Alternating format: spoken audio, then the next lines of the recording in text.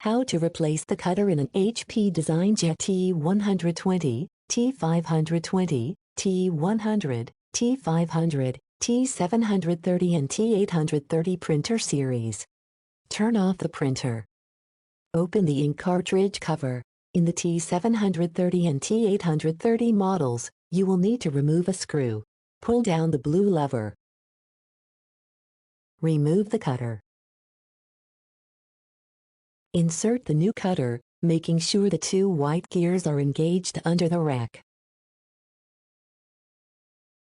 Move the cutter to the center of the printer. If it is blocked, remove it and insert it again.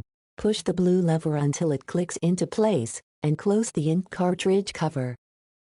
In the T730 and T830 models, you will need to reinstall the screw. Turn the printer on. Make sure that a roll of paper is loaded in the printer. Press the setup icon, and select Form Feed and Cut.